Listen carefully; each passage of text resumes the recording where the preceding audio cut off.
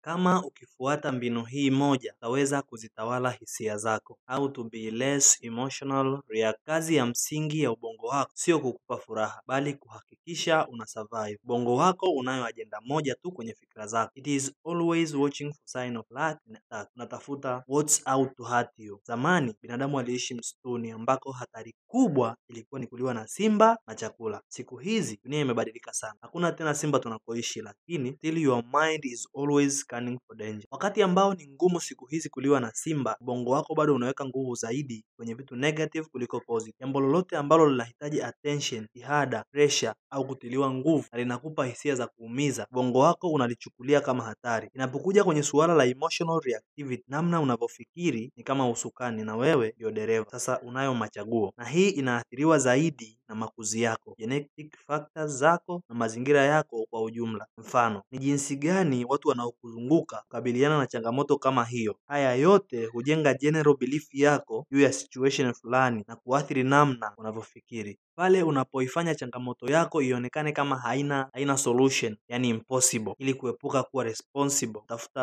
kutafuta wa kumlaumu au kutafuta visingizio. Hii inaitwa black and white thinking. Na mara nyingi black and white thinking inatumia maneno kama ng'ombe wa maskini hazai, inatumia maneno kama impossible, I'm not smart enough, or I'm too old or too young, siwezi, yani everything is terrible, sina bahati. Verbalization ni kama kujiongopea hivi na kukwepa ukweli. Kwa mfano, siwezi mathematics, bosi wangu ni mtata, siku ya Jumanne ni ngumu kibiashara. Ni kuifanya changamoto yako ionekane kama haina majibu. Hivyo is okay to lose. Tunapenda black and white thinking kwa sababu help us feel powerless. Kuamini kwamba bosi wako ni mtata, hii ni tabia ya akili yako inayokusaidia kupata excuse ya kazi. Kumsema mtu vibaya, msimanga mtu, inakusaidia ujisikie vizuri. Why would you want to lie to make a sincerely difficult task impossible? Kuamini kwamba ili ufanikiwe ni lazima uwe Freemason au umtoe mtu kafara ni kutafuta excuse ya kufeli. Kuamini kwamba huwezi hesabu ni kutafuta excuse ili usiweke jitihada zako kwenye hesabu,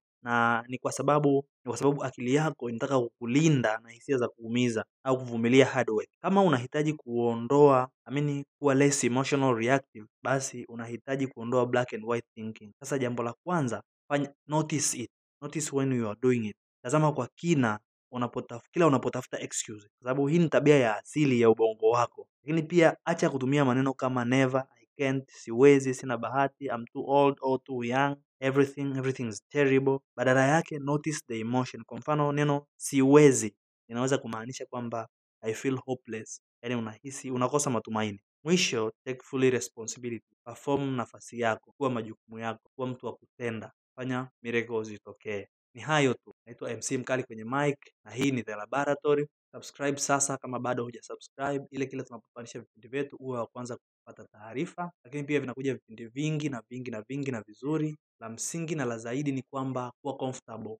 Kama kuna changamoto yoyote pengine ungependa kushare na sisi wanafamilia, comment neno The Laboratory na mimi nitakucheck right kwenye comment. Tutawasiliana bila gharama yoyote, nitakufuata, tutazungumza namna gani tunaweza tukawafaidisha wanafamilia kwa lengo la kujifunza, kuimprove, kuwa inspired, watu wasirudie makosa kama uliyofanya wewe na mengine kama haya. Mpaka wakati mwingine, bye bye.